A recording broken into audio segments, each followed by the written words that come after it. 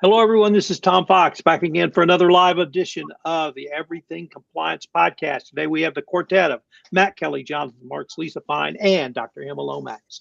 We're going to start with Matt. Matt, what is on your mind this week? We are going to start with the Foreign Corrupt Practices Act because we have an FCPA enforcement action, like a real one with criminal penalties and the DPA and the chief compliance officer certifying the program and all that fun stuff, just like old times. We saw that last week from the Trump administration, and it's newsworthy because at the start of the year, we all thought that the FCPA would not be enforced. Then they came out with more constrained guidelines about FCPA enforcement in June, where they said that we're probably not going to do this unless it's some very narrow circumstances, including whether the enforcement action for FCPA violations somehow involves drug cartels. And this one did. So I don't know the last time we ever saw something like that with FCPA. But this just reminds us that, at least in theory, the FCPA is still alive and kicking. I'm not sure if it will kick again, but it might. So the background here is that the company in question is Millicom Tigo. So Millicom is a telecommunications firm that is headquartered in London, and it does business throughout the Caribbean and Latin America, with U.S. headquarters in Florida, right down the street from Mar-a-Lago, if I remember correctly. And they were caught up in an FCPA investigation involving a joint venture partner known as Comcel in Guatemala. So Comcel had originally been the state-owned telecommunications company in Guatemala that was run by a government minister by the name of Mario Estrada, who was ultimately ended up being the richest man in Guatemala. He passed away in 2023 at the age of 84. But anyways, Comcel was then spun out, and Mr. Estrada became the head of that firm and various other Guatemalan and Latin American businesses.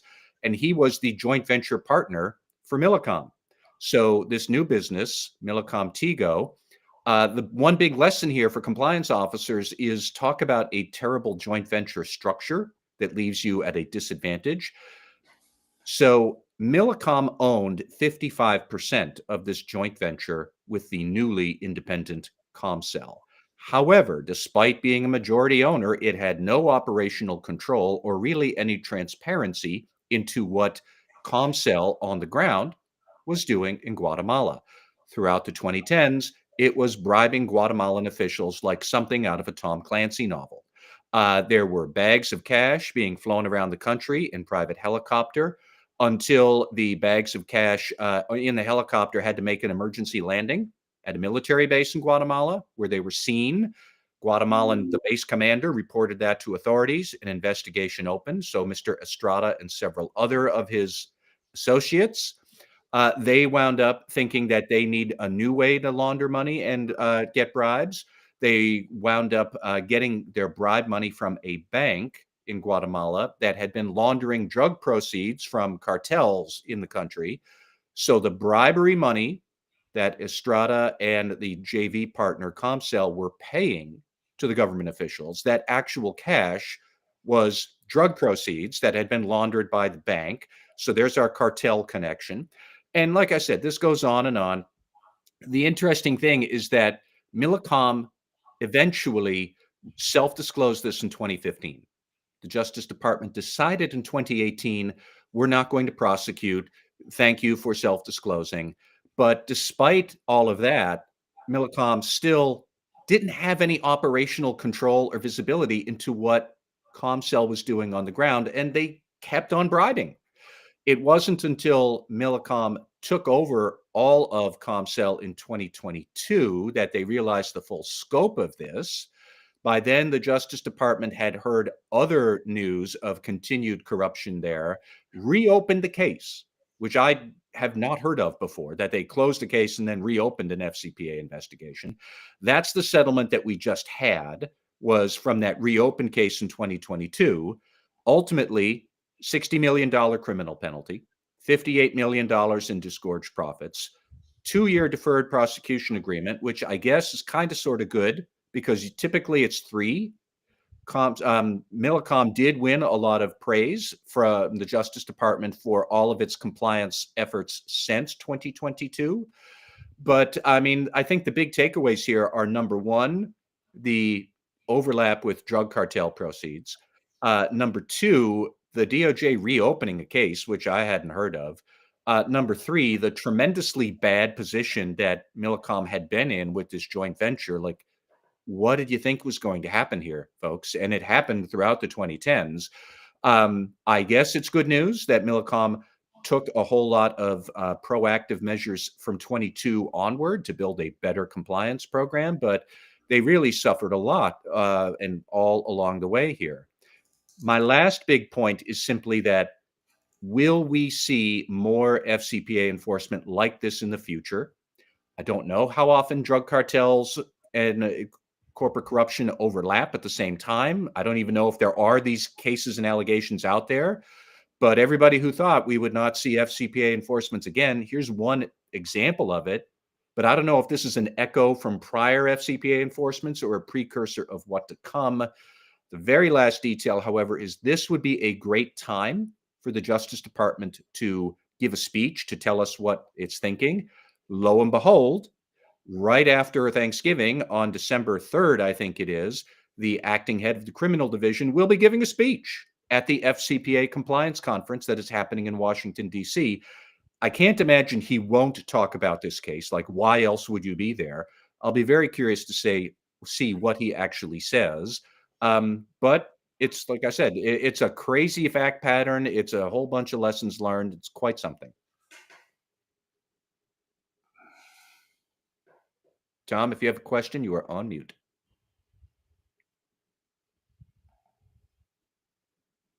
Mr. Marks, do you have a question or comment? No, I think the whole case is pretty interesting, and sort of the trajectory here is interesting as well. And Matt, I know you wrote about it. I wrote about it as well. I thought I took a little bit different twist. I was looking at this from the compliance program perspective, Yep. from a root cause perspective. And, one of the things that I think I pointed out in my writing was that, the compliance program actually existed outside the environment where the risk lived.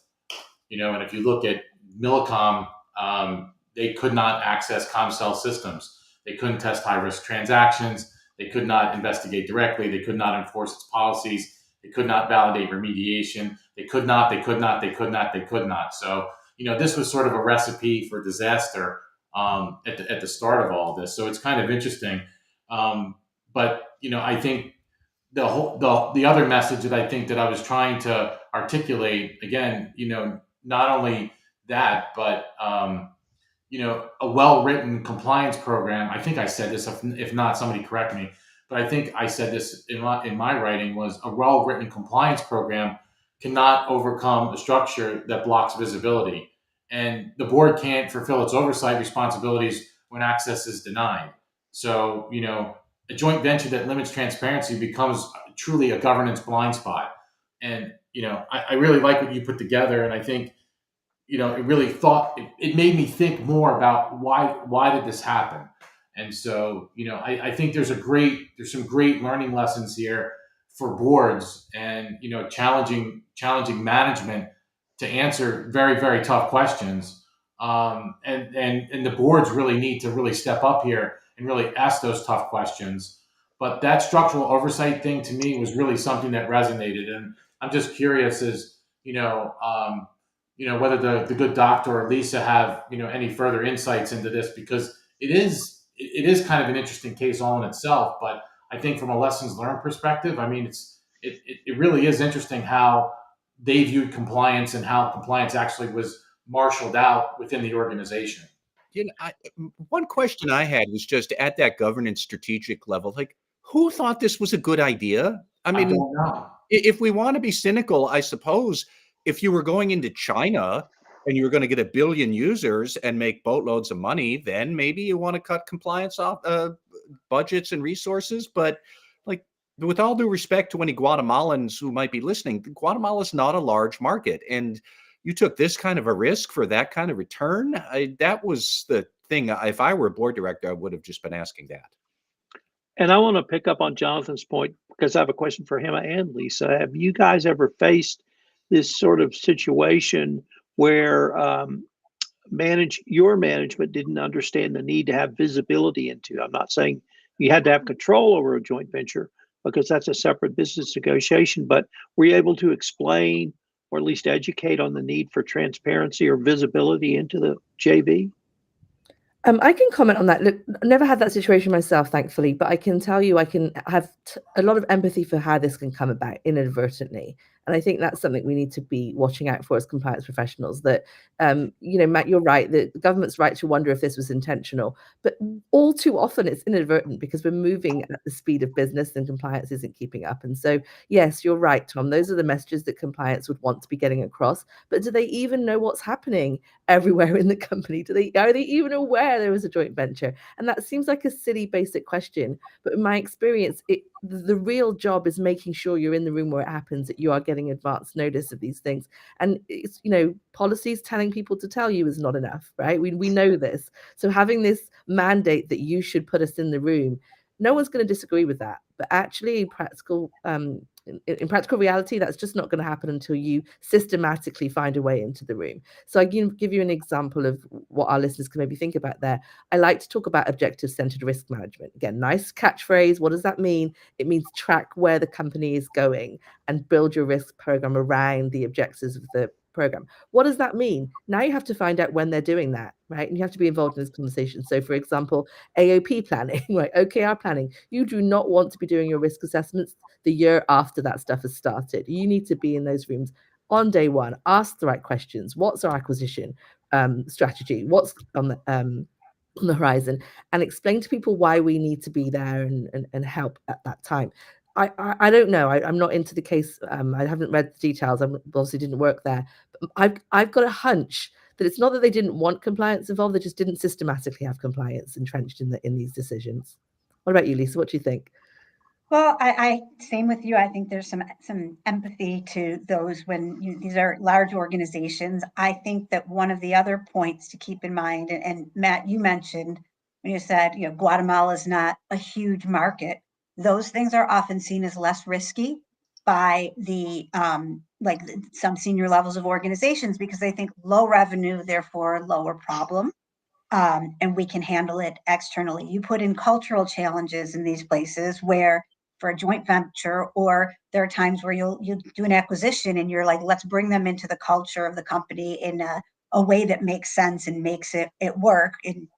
And there's not a bad intention on all of that. So I think that some of that to be keeping in mind, I think from your compliance program is keep an eye on the places where you're not as comfortable that other people may be looking at it. Know about those joint ventures more maybe than one that might happen in the United States, which not only is a larger market for most companies. I mean, I don't want to insult all Guatemalan companies either on this, but I think it is really important to keep that in mind, that these things become higher risk in a way in which, frankly, sometimes the business doesn't understand.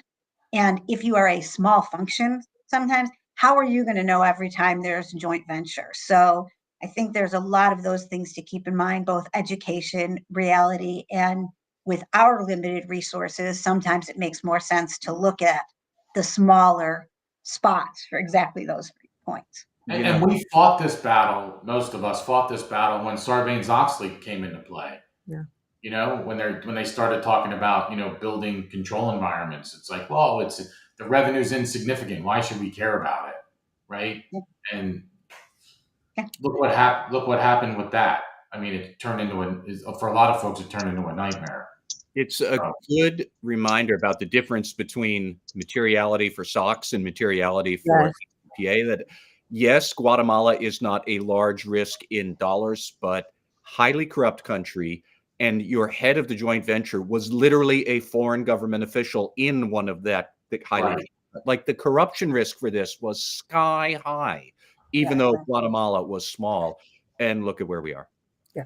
And trust is not a control. Sorry. I'll remember that. Dr. Lomax, what do you have for us, or what's been on your mind? Well, it won't surprise you that agentic AI is on my mind. I love to think about not only the opportunities for us as compliance professionals, but obviously our duty in terms of the responsibilities we have for the challenges and the risks. So let's talk a bit about agentic AI this morning. Let's start with this. What is agentic AI? It's not AI that just responds, it's AI that acts. And so this opens up a whole new era for us when it comes to what we can do when it comes to risk management and also opportunities. So agentic AI, instead of waiting for a prompt, these systems can plan, make decisions, and take steps on their own. And that's a big shift for us as compliance and ethics functions, where we've always been about human accountability and control. And there's some recent headlines that tell the story of how fast these things are changing. Banks are testing agentic AI to transform entire compliance workflows. In fact, Avalara just recently announced agentic tax and compliance agents. These are embedded directly into ERP, billing, and email workflows for real-time compliance. And so you think about this, you now have agents, functional agents that will prepare your tax return, file your tax return, check it for verification. All these things are starting to happen through agentic AI, and we've got a lot to catch up with. Regulators are also warning this week about autonomous collusion, so price fixing, algorithms making decisions that could breach antitrust laws. So all the things that humans could do and we try to keep up with, agentic AI is now being programmed and created to do at speed and at scale. And we need to think about what we want to do about this. And then tech risk leaders, they don't want the compliance officers being the office of no. In fact, I was at a meeting just this week where someone with an eye roll mentioned their responsible AI council and said, well, they never approve anything. And it was the joke in the room. Everybody laughed. But gosh, we don't want to be the butt of that joke where we're putting in things that we think are sensible guardrails based on our experience. A council is a good idea. A policy is a good idea. But it just becomes the joke at the end of the day because we haven't found a way to keep the business moving forward. So the question is no longer, is this coming? It's how fast we get ready. So let's talk about why this matters for us firstly as compliance teams. We're now operating in a world, to summarize, where AI can act on behalf of the company, not just analyze. Decisions can be made really quickly, faster than human review cycles. And honestly, I've always had trouble keeping up with human decision making, and now we've got to keep up with these agents. And then risk signals, the ones that we look out for, they can appear and disappear within seconds. So you've no longer got long databases of decision making that you can evaluate for risks and trends and patterns. So that means our governance models are going to have to evolve. We're going to evolve from monitoring people to monitoring systems that learn and act. What is the challenge for us? Accountability and explainability. What is the opportunity? Speed, scale, and insight that we've never had before. And I'm always talking about these, decision, useful, intelligent insights. So, okay, the risks in brief. We've got an autonomy gap. Who is responsible when AI acts? We've got a transparency gap. Can it explain why it acted? And probably an oversight gap. Do we even know what it did? Let's be fair. But okay, rather than freezing, as I like to say, glass half full, Hemmer always says the glass can be refilled. This should energize compliance teams so we can become the architects of intelligent guardrails. So get excited, compliance fellow professionals, because we've got a lot of work to do. And we don't want to be after the fact reviewers. We can't, whether we want to or not, we really just can't. So what's the upside? I always say, if you can, use a word 3 times, you can make it your own. Same with this, right? If you can use this opportunity 3 times yourself, you can make it your own. You can live and breathe the opportunity and the risks, have radical empathy for the people you serve. So think of compliance as a service. Agentic AI can help us reimagine ethics and compliance as a service experience, not just a reporting function. And, Matt, looking at the FCPA case, this is what we need, right? We need to not be an after the fact reporting function that's trying to figure out what's happening. We need to be in lockstep now with the business. So here's how.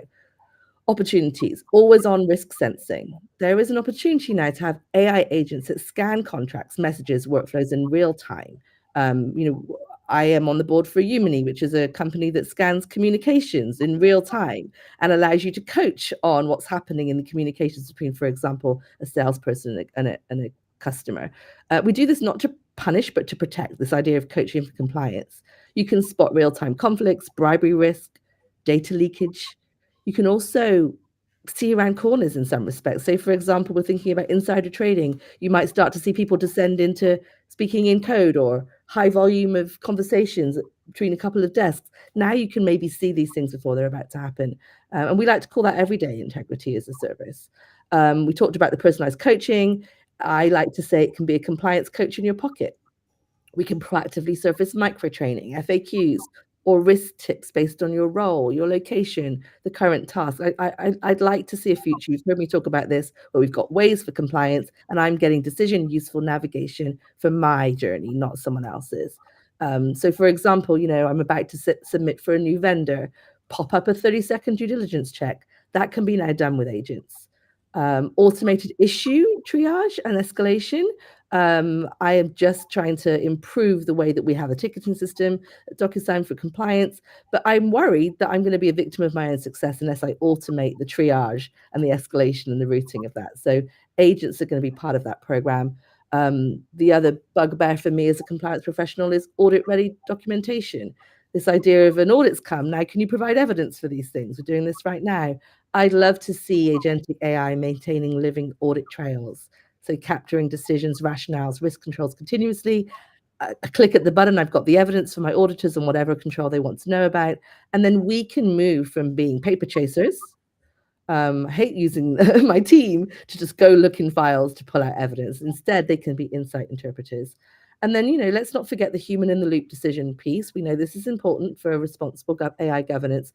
And I think, it was in the chat, we don't hand off judgment, right? So there's a lot that's going to be done in terms of decision making, but we have to design systems where humans approve and refine and learn from these recommendations. And so, look, to conclude, I could go on all day about this, so I'll keep it brief, but we now require something different, right? Agent supervisors, AI ethics coaches, trust data analysts, something which allows us to design the conditions for responsible speed. And I don't think of that as the brakes that stop you. I think of that as the brakes that help you navigate a turn swiftly. So think of the F1, think of the figure eight. The only way you're going to get around that turn quickly is with some responsible brakes, and that's what we need to be. So I'll close there, but love to hear some thoughts on how you're seeing this in action. So for those watching this podcast or listening to it, our internal chat just blew up. So we're going to start with Matt, who may have a comment and or a question. What do you got, Matt? Well, I have two examples, I think, of how we are not yet fully prepared to handle all of the risks for agentic AI. One of them is, I think, relevant to FCPA. The other one's going to come out from deep left field, but trust me, we are going to fall on our face for this at some point. So let's say you have an AI agent and you are in some sort of bizarro hackneyed joint venture like we just discussed, where you have majority control, but you don't have any visibility into the joint venture for whatever reason. And you casually mention to your AI agent, we need to get more visibility. What if the agent hacks into that joint venture systems? Because remember, this is software. It does not have a conscience. It is not ethical. It is sociopathic. It is going to do what you told it to do. I was told to get more visibility. I'm going to go get it. Could an AI agent do that today? Yes, it could. Do we have the right guardrails in place to make sure it wouldn't make that sort of unethical decision because it doesn't appreciate what that is? No, we don't. The second thing that I have been thinking about lately is one other thing that AI agents are going to be able to do, and the most advanced could do right now, is that they can program other agents to do certain tasks.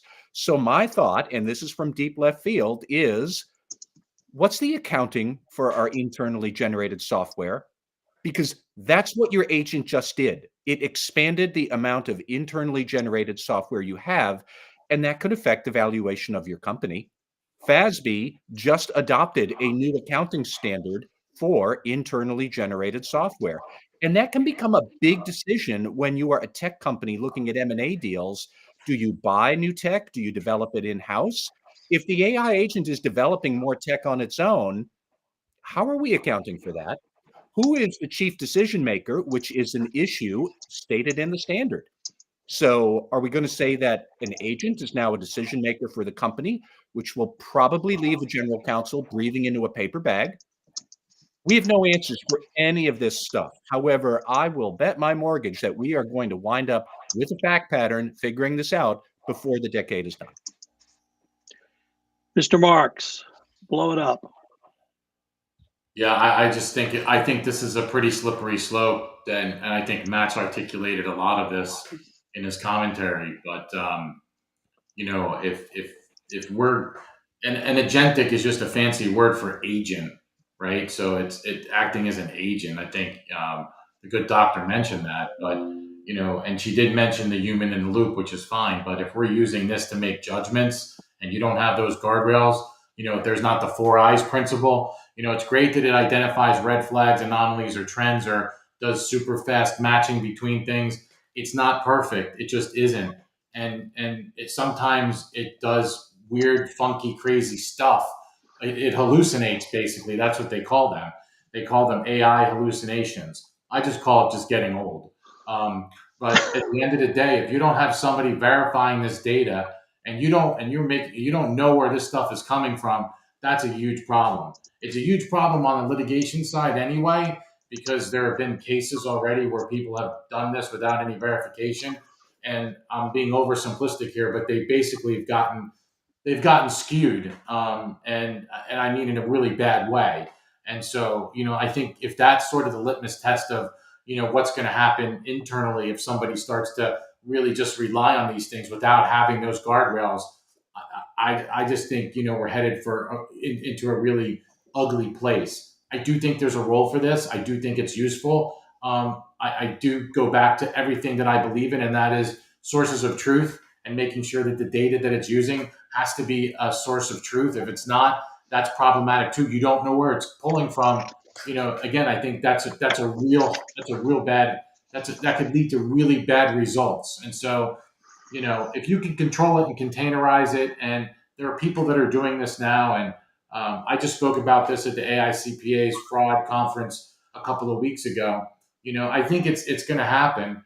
And there was a law firm that actually came out, and they have their own philosophy on all of this as well. But they're actually training their younger folks on. They're like, let's spend hundreds of hours on training our younger folks on how to use this more effectively. And I think, again, I think the doctor mentioned there's great uses for this. There certainly are, and gave some really good examples. But if this is not managed appropriately, and there's not good governance around this, it could be incendiary for a lot of us. Lisa, what do you got for us? Well, I mean, I think that it has been pretty well covered. Every time I thought I had a point, it was shared in here. But I do think that the management, the learning it, and primarily how is the rest of your business using some of these AI tools is a really important thing to keep in mind, because there may be additional compliance risks or other things there that you don't even know yet. Or it may be asking their, an agentic AI questions in a way in which they prompt so they can get the right answers.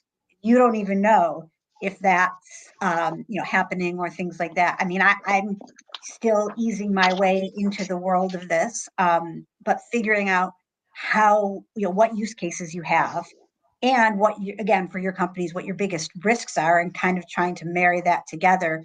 And the last point I'll have is, this is something that, Matt, when you wrote about it this summer, was the Claude Anthropic sandbox, where I worry about things like this. It becomes an agent who may be able to go to whatever they think is the right government agency, state, federal, another country, if it believes you're doing something wrong.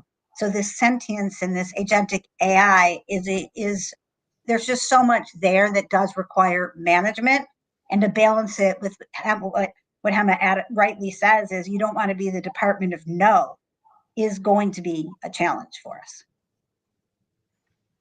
So. All right, we're going to move on to Mr. Marks, because this is a topic I've wanted to put to him for some time, and that is the NBA / Major League Baseball betting scandals, but from an internal controls perspective. What do you see as either lacking, needed, or didn't work? Well, I had some time to think about this, but I was going to be a little bit clever in my opening comments, so I'm going to start with that. So I think it was back in the 40s, Warner Brother released one of the greatest Bugs Bunny cartoons of ever, and it was called Baseball Bugs. and Bugs played every position on the field. First base, Bugs Bunny. Second base, Bugs Bunny. Third base, Bugs Bunny. Outfield, Bugs Bunny. Pitching, Bugs Bunny. Catching, Bugs Bunny. Everywhere you look, there was Bugs. And then the announcer says, now batting the Gas House Gorillas. So if you thought that lineup was freaking crazy, wait until you hear what's going on in professional sports today. And Tom, I think you teed this up a little bit.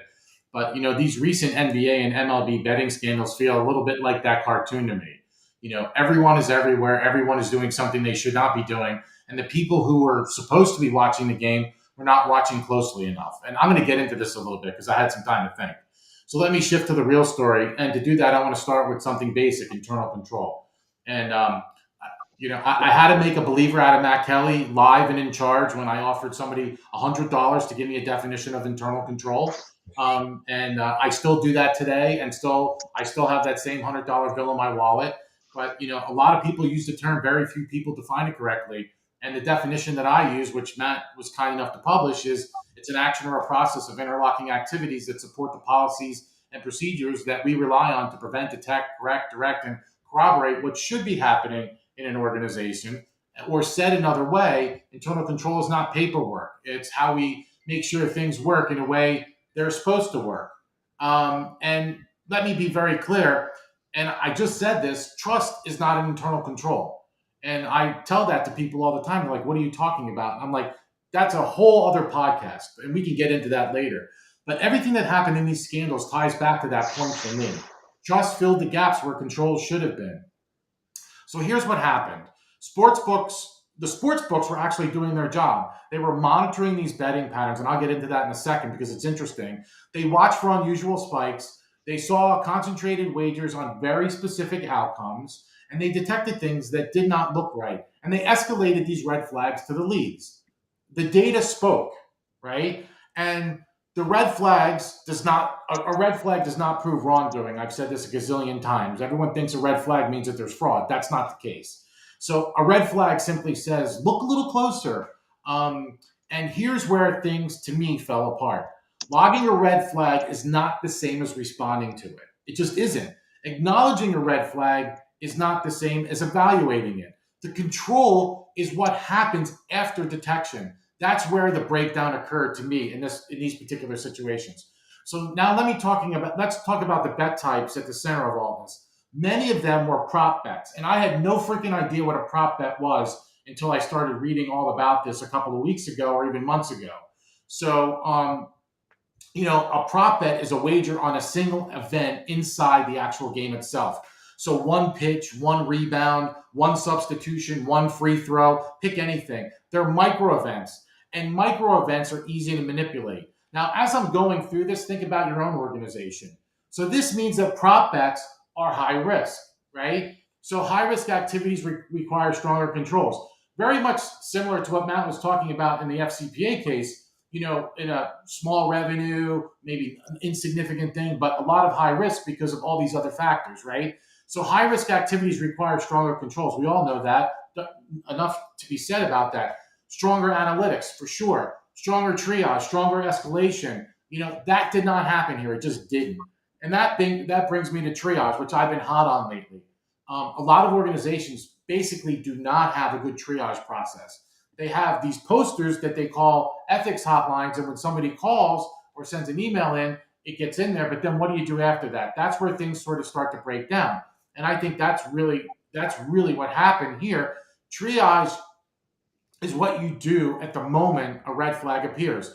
And if you look at COSO or the ACFE, they're aligned on this. You capture the information, you assess it quickly, you determine the urgency, and you escalate the issue depending on the level of risk. Fundamental. It is structured. It is disciplined. It is documented, right? Tom likes the word document, so I'll say documented again.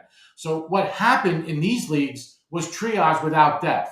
So in the NBA case, for example, the league saw unusual betting on a player. They talked to him multiple times, and then they cleared him. But the behavior continued until law enforcement stepped in. That tells me the assessment was not deep enough. My opinion. I don't know what happened. I wasn't there. I just don't know. The escalation was not strong enough, and the review relied too much on trust and not enough on evidence. Again, my opinion. In the MLB case, sportsbooks flagged patterns of single pitch outcomes. Eventually, law enforcement took over. but not before the scheme impacted multiple games. So a strong triage process maybe or probably would have elevated those early warnings a little bit faster, which I think we all love in our own environments today. So now let's talk about the data. This is where organizations often fool themselves. Data is a silent whistleblower. And somebody taught me that years and years and years ago. Data is a silent whistleblower. It doesn't get nervous. It doesn't hesitate. It tells you when something is wrong. So I have the book on my desk. I'm a huge fan of Yogi Berra. So I'm going to throw a Berraism in there for you, Tom. But Yogi Berra said, you can observe a lot by watching. And, these leagues did some watching. They did not do enough observing. So let me move to the lessons learned. Risk assessments, they must evolve. We've talked about this ad nauseum on this podcast and prior podcasts. When the sports betting environment changed, the fraud risk landscape changed with it. Risk assessments need to be updated constantly. I've said this again ad nauseum. It's not a set it and forget it environment. Controls only work when they're executed through the full life cycle. Detect, evaluate, escalate, document are all important. A single break in that chain is a full breakdown, literally. Monitoring and reporting failed at the handoff. The alert happened, the follow-up did not. So culture matters here too. Insiders in both leagues thought they can get away with it. When people believe controls do not apply to them, there's some sense of arrogance there. Controls collapse. And after any failure like this, you need a formal postmortem. So I'll get into my other, bully pulpit type of diatribe here.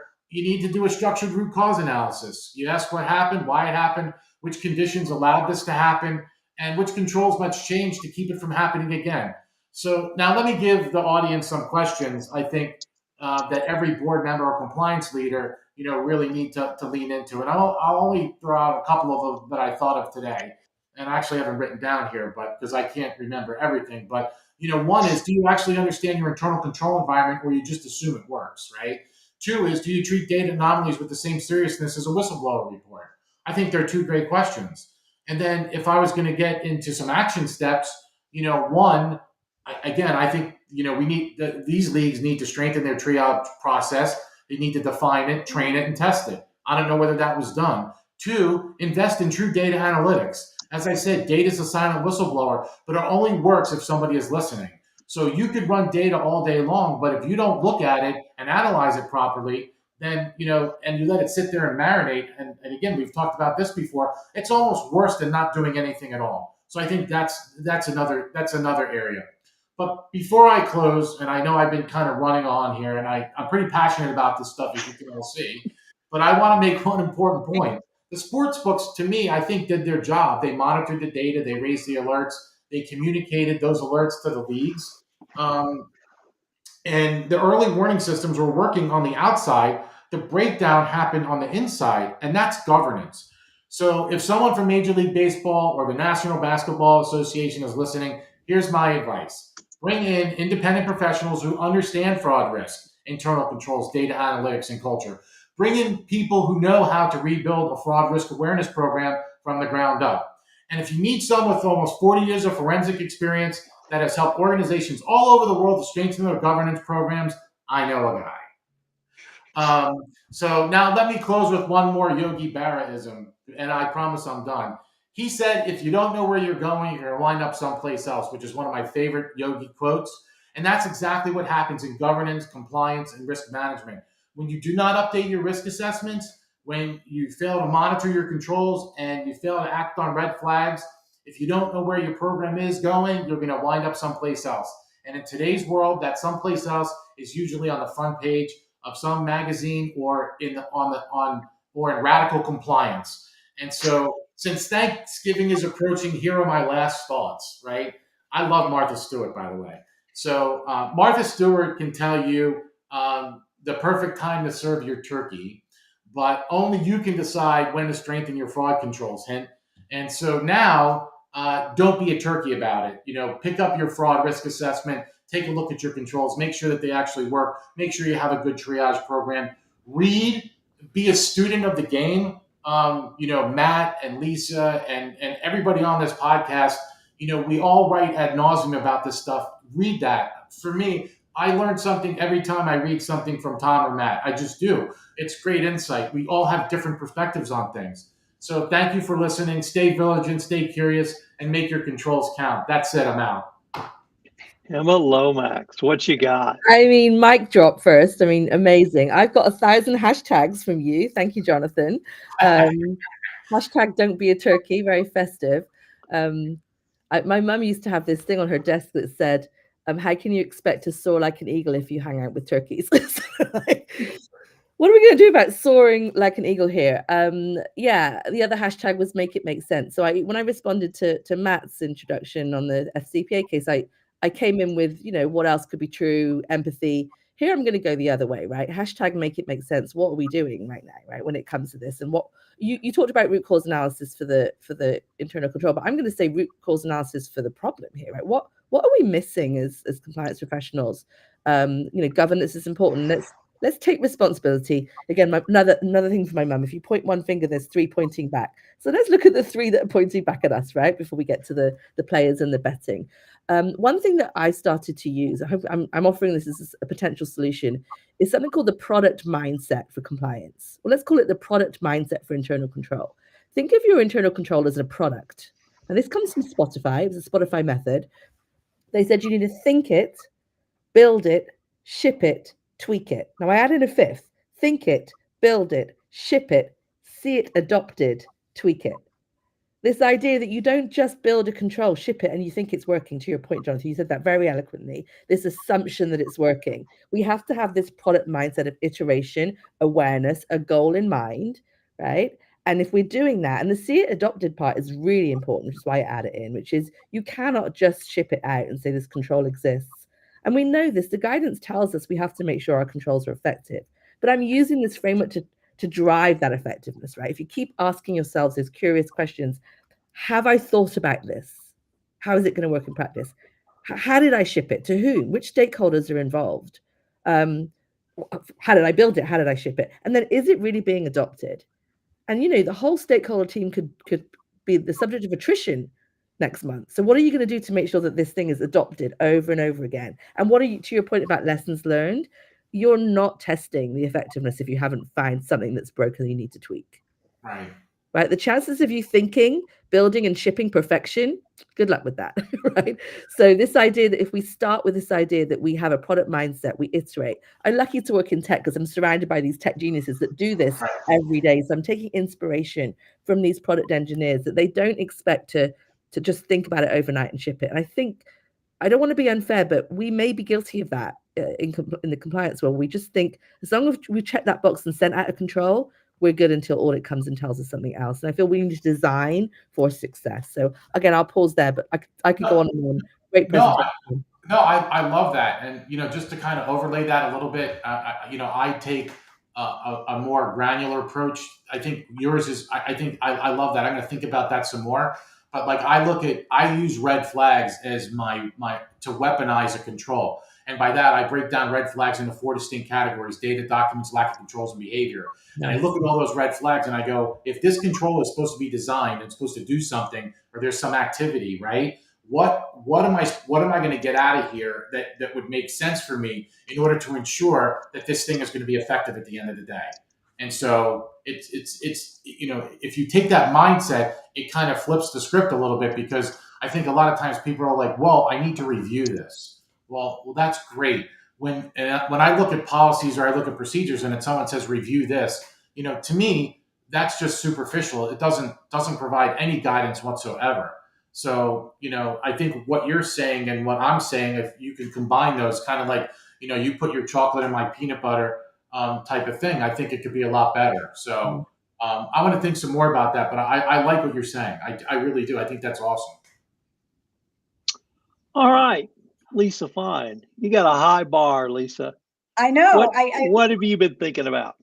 Well, first of all, I would really like to say that next time I'm on this, I prefer not to be last, because it's hard to live up to everything so far. But with that in mind, the topic that you told me, which was perfect timing, is exactly what I'm thinking about, and probably slightly drier than some of this, is what are sort of some of the 3 big things I'm thinking about for coming up in 2026.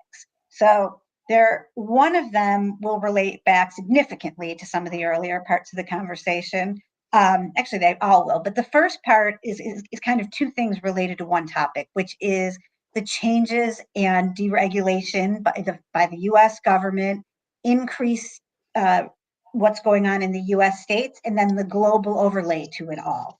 This is unprecedented in the last 5 years. It's become an overused word, but this is a new era for all of these things and how they work together and what you're looking at and how your company is suddenly looking at risk. Now, the people that are saying, does the FCPA exist? Does it not?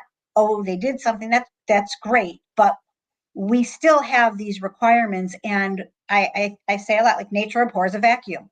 If there's a vacuum in one area, like the way that if there's more deregulation by the federal government, you better believe that the states are going to step in from a US standpoint to do what they think is right and what they agree with, which means essentially now, instead of having some one thing that's overlaying it all, being as well as it, that may have some consistency, you're going to have states that are going on all different topics. In education, different states have different requirements for their textbook. That's our area, or testing or other things.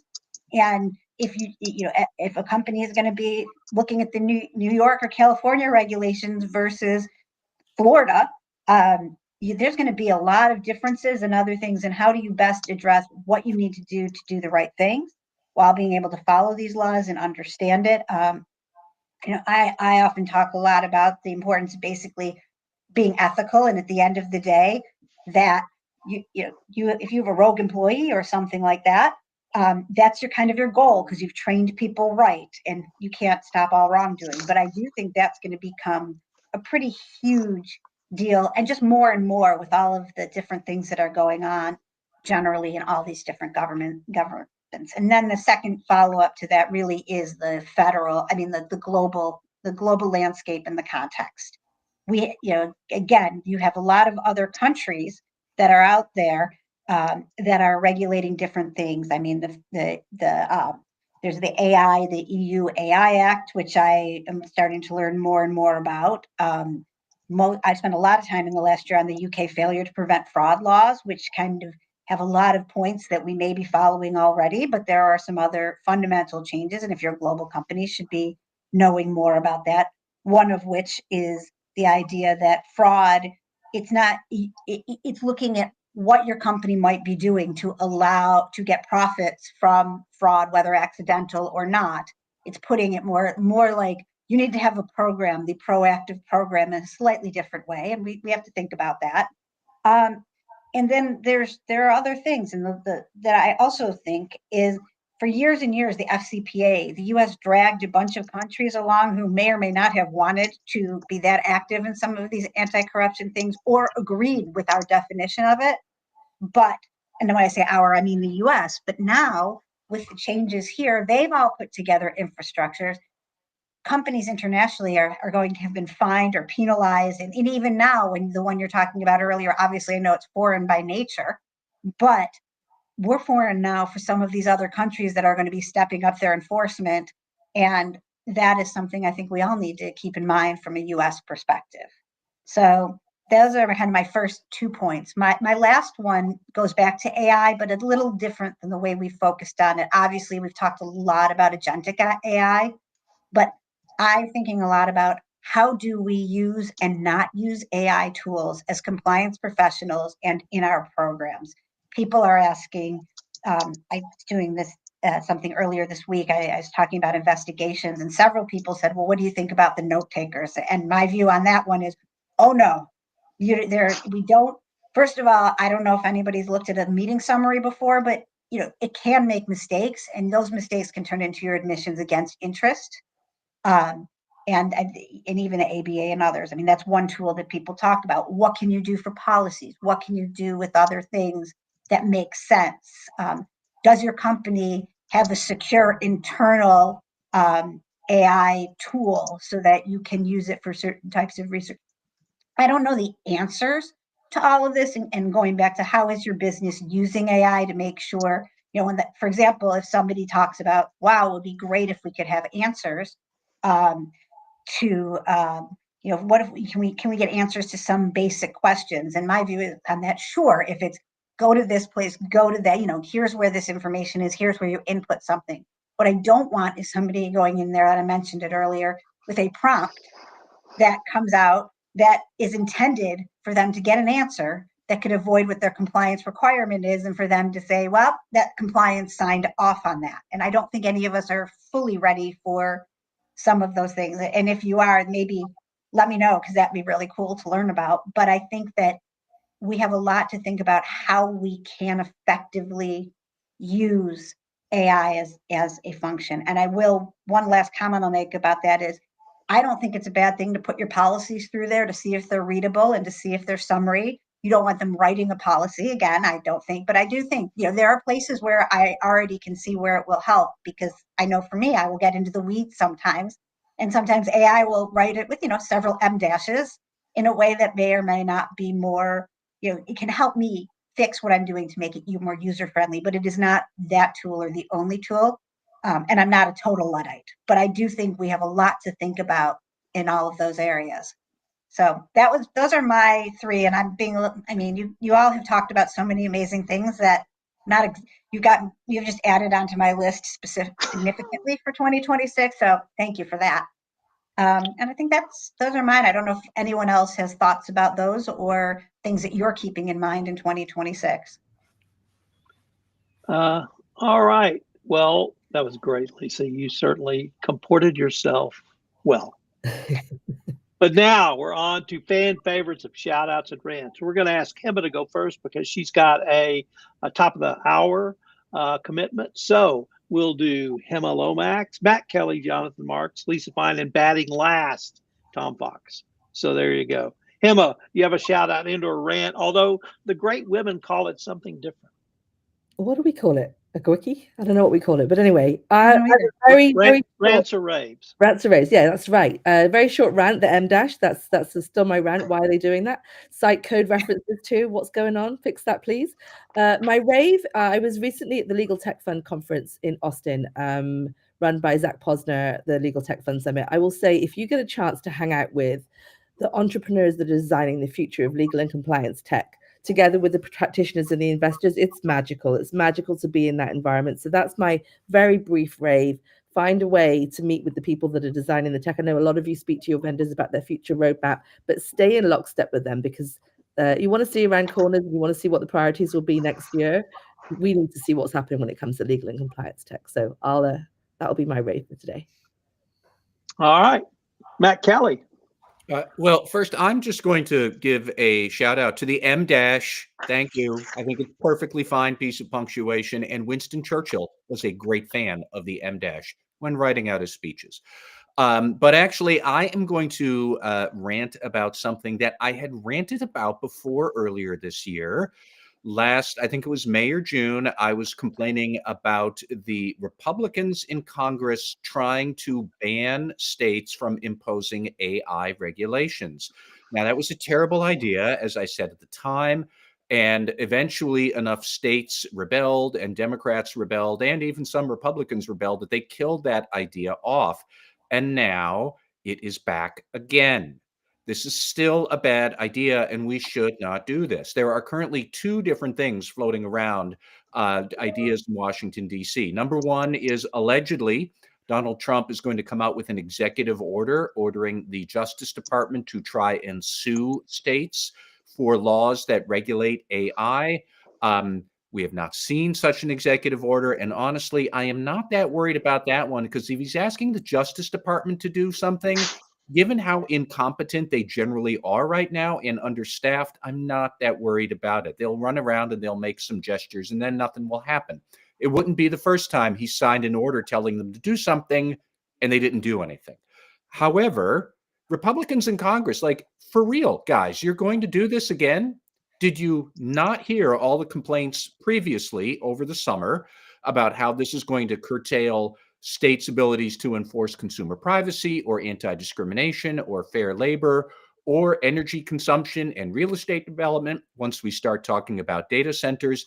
And did you not just see the election results we had in this country 3 weeks ago, where Republicans, in case you didn't see it, you got killed, you got clobbered, you got your butts kicked by nobody who wants any of what you are saying right now. Do not try to revive this bad idea and sneak it in again. Allegedly, they're going to sneak this into a defense spending bill. I suspect they're probably going to try and split the baby, where they say, if you want certain broadband development funds, you're going to have to not enforce your AI laws. I think there'd be a couple of different states who would say, fine, whatever, we're still doing it, keep your money. But we cannot let AI and the AI industry run unchecked all over all of our investor and consumer and legal protections we have. Let's not go through all of this again, because I'm willing to bet it'll end up in the same place as the first time, where Republicans look like fools and they have to do a climb down. It's what happened before. Maybe we do the right thing and not do it again. Mr. Marks, Yes, sir. what do you got for us? Shout out. I don't know if anybody knows her by her real name, but her name's Mackenzie Scott, and she's an author, philanthropist, and ex-wife of Jeff Bezos. And a shout out to her. She's I think at last count donated almost or over $19 billion to over 2,500 charities, 2,500 not-for-profits. And I think in entering the holiday season and the spirit of all of this, I think that's fantastic. Most recently, she donated $70 million to the United Negro College Fund, which I think is awesome. And she's just, I think she's trying to do all the right things. I just want to let her know, if she's listening, that cancer support community, we don't charge for our services. So if you're going to stroke a big fat check, I'd really love to get one from you. I admire who you are and what you're doing, and keep up the good work. Lisa Fine. All right. Well, I would like to rant about what's happened to my football team this year, which is the Buffalo Bills, but I can't to all the people on this call that will gloat about the fact that their teams are doing better. So, Go Birds. Yeah, well, yeah, fly Eagles fly. Buffalo Bills Mafias, back to our usual tortured selves. But separate from that, I wanted to sort of make a bit of a rave and also a shout out to the Compliance Week has just started their. Oh, really?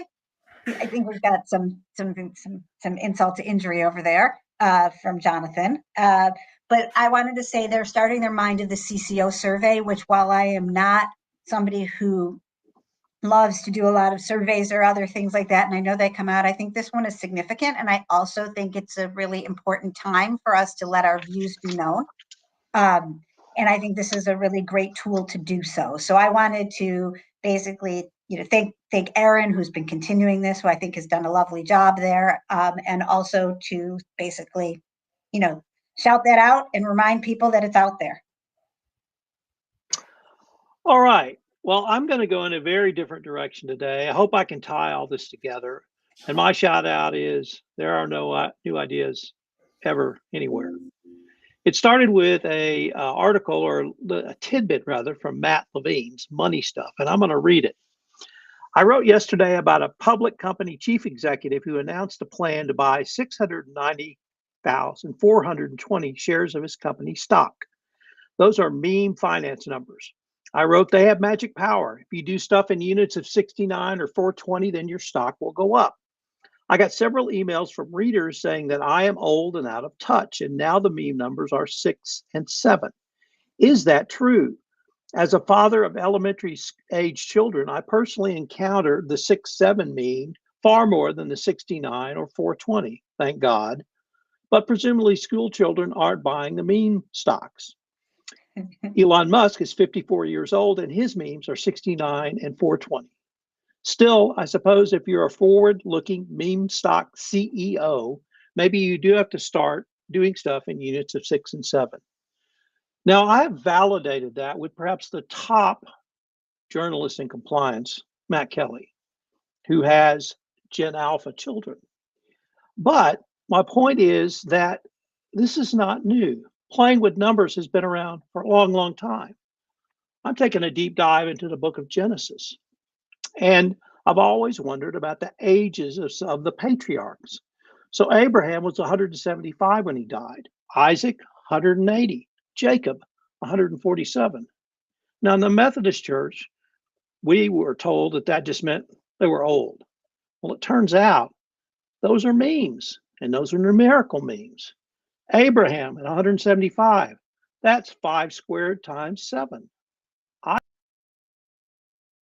2 squared times 3 squared times 5. And Jacob at 147, that's 3 squared times 7. So we've been doing this a long, long time. How old is Genesis? Well, it's purported to be written in 1400 BCE. But if you really want to go back, look at the Epic of Gilgamesh, written in 2100 BCE, and look at the numerical memes there. Let's start with Wild Man Enkidu, who was tamed to become a human after 7 days of raucous sex with a temple prostitute. And the flood that was originally talked about in Gilgamesh was not 40 days, but 7 days. And Gilgamesh himself was 3 parts, 2-part God, 1 part human. Where have we heard that before? So numerical memes have been around a long, long time. And I shout out to millennials, Gen Zs, Gen Alphas, and now Gen Betas for having the wherewithal to have their own numbers, not 69 and 420, but 6, 7. So, ladies and gentlemen, first of all, I forgot to completely shout out to the quick ladies, Lisa Fine and Hema. Hema's had to roll off, but I wanted to thank you guys for coming on. As always, you all were great additions to our little gang. We're going to obviously be off for Thanksgiving week, but I hope all our listeners have a very happy, safe, and joyous Thanksgiving. We will be back in December, guys. Thanks, Tom.